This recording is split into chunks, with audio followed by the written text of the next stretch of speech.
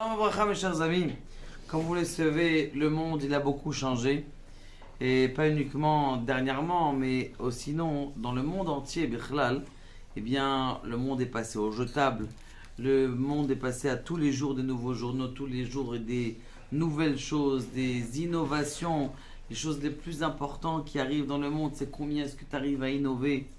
Le neuf, c'est quelque chose qui a une force spéciale. Même le journal n'est même pas encore imprimé. Déjà, l'encre sur les doigts du journal, il est encore, il est encore frais. Et c'est la raison pour laquelle justement les gens ils cherchent toujours du nouveau. La mode, encore du nouveau. C'est quoi ce ignan là, cette recherche de la nouveauté? Et autre chose, après, on sait très bien que les gens, eh bien, ils attendent le Mashiach. Qu'est-ce qu'on attend, BM, dans ce Mashiach? Parce que les gens ils disent, ah bon, ceux qui sont malades, ils attendent, j'attends le Mashiach pour ne plus être malade. Celui qui a pas d'argent, il dit, oh j'attends le Mashiach, comme ça j'aurai pas d'argent, je vais avoir de l'argent. Celui qui a, comment on appelle ça, il a pas d'enfant, il dit, le Mashiach il va arriver, je vais avoir des enfants. Donc a priori, mais des gens, Baruch Hashem, ils ont tout. Ils ont les enfants, ils ont l'argent, ils ont la maison, ils ont tout ce qu'ils ont besoin. Et qu'est-ce qu'ils attendent? Qu'est-ce qu'ils savent? Même cette personne-là qui, Baruch Hashem, Kadosh Baruch Hu, il lui a donné le shefa, il lui a donné tout ce qu'il a besoin autour de lui, le maximum de choses. Eh bien, quand même, il sait qu'il attend le Mashiach, il sent que il y a un manque qui est là. Et vous savez, il y a quelque chose d'intéressant aussi. C'est le Rav Kanievski, souvent lorsque quelqu'un il était malade, il disait, t'as qu'à étudier par exemple 7 passages de la Torah. Par exemple, quand quelqu'un avait des problèmes de peau, eh bien, il disait, et après dans ma Sechet Choulin, il y a marqué Aor ve'arotev. C'est un pérec dans lequel on étudie là-bas tous les problèmes de peau et sur les animaux, mais quand même. A priori, quand il avait des problèmes d'œil, chaque chose, il avait, comment on appelle ça, une ségoula d'étudier dans la Torah, et c'est ça qui guérissait. Alors, a priori, il dit le Baal Shem Tov quelque chose de très très intéressant ici, dans la parashat Tzav. Dans la parashat Tzav, il nous dit quelque chose comme ça. Lorsque quelqu'un il étudie, alors attendez, juste avant le Yesod du Baal Shem Tov, eh bien je voudrais vous raconter une petite histoire qui est sympathique. C'est une fois un monsieur, un rave, et ce rave là il arrive à un mariage. Et lorsqu'il arrive au mariage, il y a un type qui l'accoste. Il lui dit, Rav, vous êtes bien Rav et Cohen? Il dit, oui, oui, je suis Rav Cohen. Il dit, Rav Reuven Cohen? Oui, oui, Rav Reuven Cohen. Il dit, écoutez, vous m'avez sauvé la vie. Il dit, moi, je t'ai sauvé la vie. Alors l'autre, comme il s'est sauvé la vie, il voulait pas lui dire, pourquoi je t'ai sauvé la vie? Et je te connais même pas. Il dit, vous m'avez sauvé la vie. Il dit, oh, bon, je veux bien. Explique-moi pourquoi je t'ai sauvé la vie. Je m'excuse, je me souviens pas de toi. Je sais pas ce que je t'ai tiré par la fenêtre. Ou je t'ai tiré de la fenêtre, ou je t'ai tiré du pont, je sais pas, je me rappelle pas, mais essaye de m'expliquer. Maintenant, je vais vous dire, c'est très simple. J'étais bidiouk en direction de me jeter par la fenêtre. Et j'étais dans mon travail. Et lorsque j'étais dans mon travail, eh bien, on m'a demandé d'imprimer une lettre. C'était votre lettre. Je dis, mais de quelle lettre il parle? Lui, il commence à réfléchir. Et il se rappelle, il dit, oui, en effet. Il y avait un monsieur qui avait beaucoup de problèmes, et avec ses enfants, et sa maison qui avait brûlé, et une perte, et un divorce, marche des choses.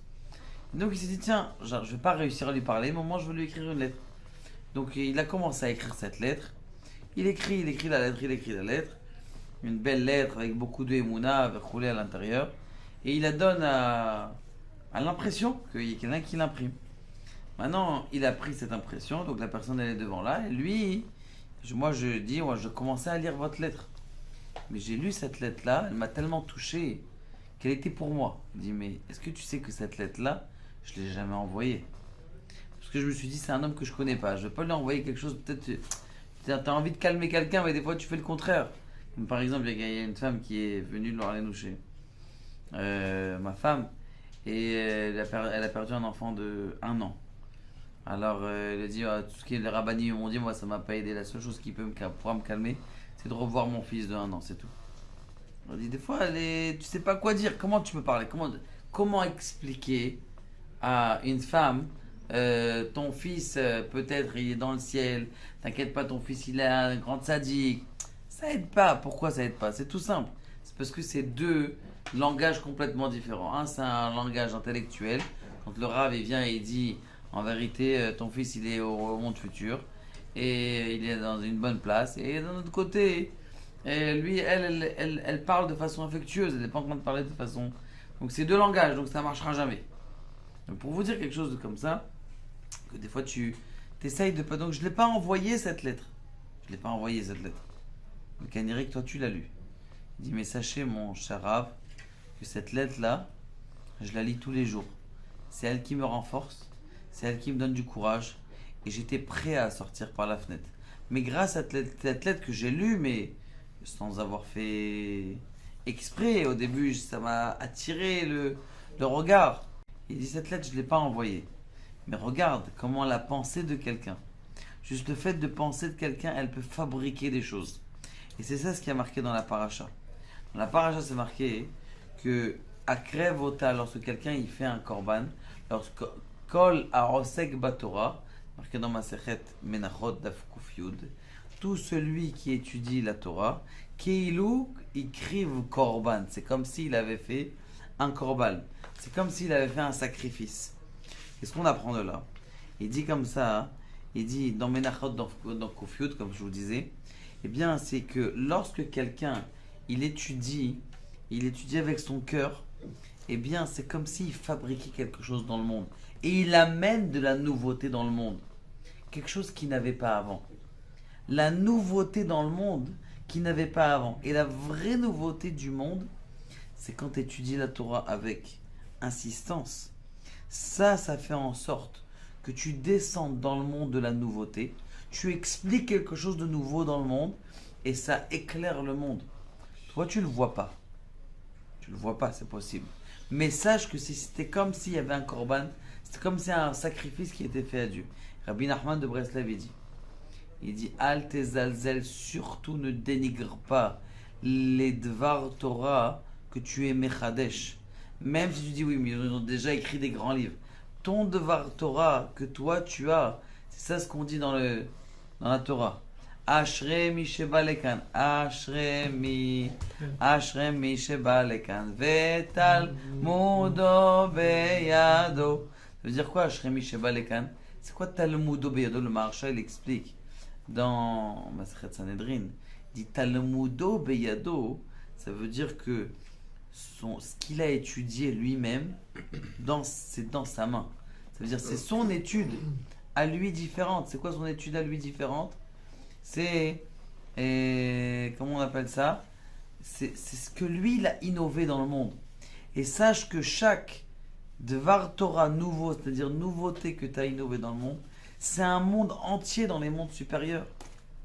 C'est comme s'il avait fait un sacrifice. Et ça, c'est quelque chose d'extraordinaire. D'ailleurs, c'est pour ça que le Rav Kanievski, et sur ça, ça répond à notre question, que lorsqu'il y avait quelqu'un qui était malade par exemple, je sais pas, d'une chute d'une paire de cheveux, il lui dit tiens voilà, étudie ce passage.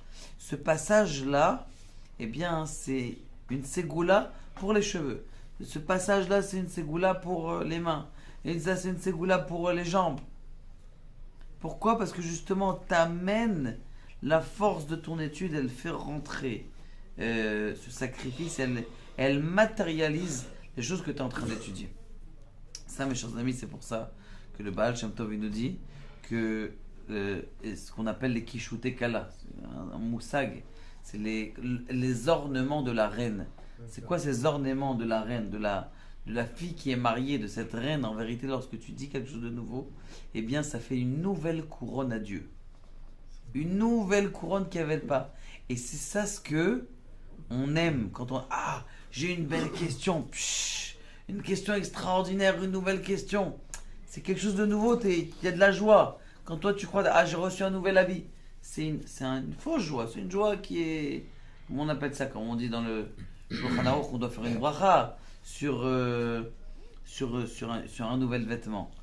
Mais de loin, on doit comprendre quelque chose d'extraordinaire. C'est qu'il y a la nouveauté matérielle et la nouveauté spirituelle. La nouveauté spirituelle, elle crée des lumières extraordinaires dans le monde. Et on attendait que toi tu viennes. D'ailleurs, jusqu'à ce qu'on dise, dans le Kafarim, quelqu'un qui n'a pas innové des choses dans la Torah, il revient en Gilgoul. Et le contraire, on se marque le Zohar Parashat Pekoudé, quelque chose d'extraordinaire. Il dit, excusez-moi, c'est pas Parashat Pekoudé qui dit ça. Il dit là-bas que lorsque quelqu'un il innove quelque chose de Shabbat, on prend son père, on lui met une couronne sur la tête de son père qui est mort dans le ciel. Pour vous dire quelque chose que, eh bien, il faut se battre pour innover. Et c'est ça ce qu'on attend le Mashiach. Quand le Mashiach il va venir, le monde entier il va être Eretz Achadasha, il va avoir une nouvelle monde. La Torah au ciel, tu vas la lire complètement différent. Et c'est ça qu'on attend en vérité. On attend la joie de cette nouveauté. La force de la joie de la nouveauté, c'est ça ce qu'on doit faire. Et c'est ce qu'on doit travailler tous les jours. Innover dans la Torah, innover dans les mitzvot, innover dans la joie. Et c'est ça qui va nous amener le bonheur intense. Baruch Adonai Leolam. Amen, amen.